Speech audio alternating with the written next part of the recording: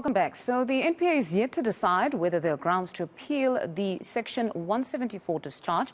That's of the 4 police officers accused of killing Mthokozisi Ntumba. Ntumba was killed during a student protest in Braamfontein when he was leaving a doctor's office. His family is now suing the state for 56 million. To discuss this further, we're joined by family law expert, Advocate Muhammad Abduroaf. Advocate, good morning and thank you very much for your time. So the officers were granted that Section 174 discharge earlier this week, which might possibly be seen as having officially closed the case. But the civil case continues. We understand that insofar as civil cases are concerned, there only needs to be proven, it needs to be proven on a balance of probability.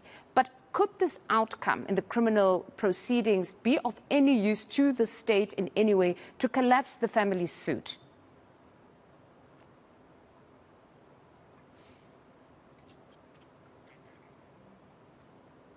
Advocate, I don't know if you can hear me. Just to repeat the question. Yes, you can then continue. Perhaps try and unmute yourself.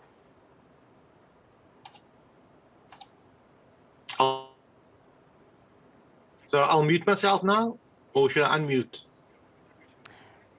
Advocate, let's just try again. You can unmute, you can stay on mute. Just give us a sense of whether the criminal proceedings will have any impact on the current civil claim.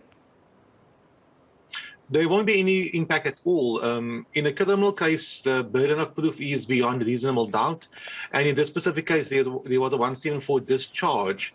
A civil claim, total dozen elements to prove. You want compensation, loss of earnings, or whatever the case may be. So it's a total different ballgame.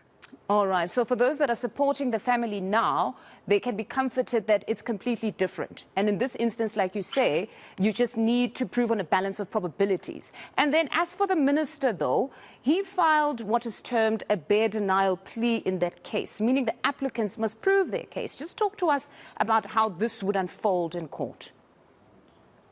So in a civil matter, the person who alleges must prove. That's just how it works. So I could presume the minister's defense would be, no, we're not responsible. We never caused the unlawful death of the deceased. And if you are making those allegations, you must prove it. So it's a bare denial, and the burden is fully on the family to prove that the police were culpable and they were the one that caused the death unlawfully. So in no way should citizens see it as perhaps the minister acting unethically in any way, because some in society are thinking, well, the gentleman did pass away. And according to them, the police were firing. So if anything, they caused the death. They may not know the individual that fired the shot that took his life, but nevertheless that the police ministry would be responsible in this respect. But you're saying that just as per procedure, he would then file that bare denial plea. Yeah, in the same way, many people get arrested on a regular basis and they get found not guilty, but you cannot sue the Minister of Police for arresting them in the first place, although they're found not guilty. So under these circumstances, although the person died, it's still up to the plaintiff to prove that the police was negligent, they acted delictually, and they acted beyond the scope of their responsibility under the circumstances. So for argument's sake, let's say there's a fight that's happening and some protesting and the police are now forced to fire. It doesn't mean that because they fired and somebody died, they were acting irresponsible. The burden is still on the plaintiff to prove it. So it's a long road ahead. And then as for the quantum, they're seeking 56 million in damages. I know that that tends to be a talking point. Legal eagles sometimes would say, manage your expectations. But for us ordinary citizens, I wouldn't judge them. If I lost a loved one, I would also perhaps seek that amount, if not more. But talk us through the legal considerations when arriving at a particular figure. Okay, so the claim I would presume, and I think I'm certain on this point, would be a loss of support. So the deceased, he had a master's degree, that's all on the media, 35 years old, quite young. He had 3 children and had a spouse.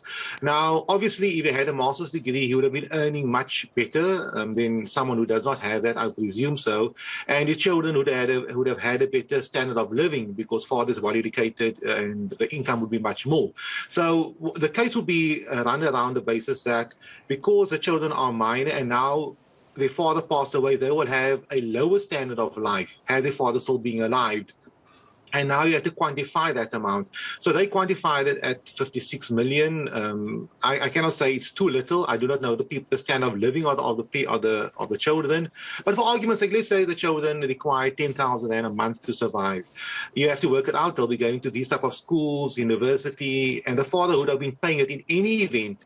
So if you ask me, 56 million rand doesn't sound too out there. All right. No, thank you very much, Advocate, for your insights. That's Advocate Muhammad Abduroaf just joining us there following that Section 174 discharge yesterday of the 4 police officers who were accused of killing Mthokozisi Ntumba. To this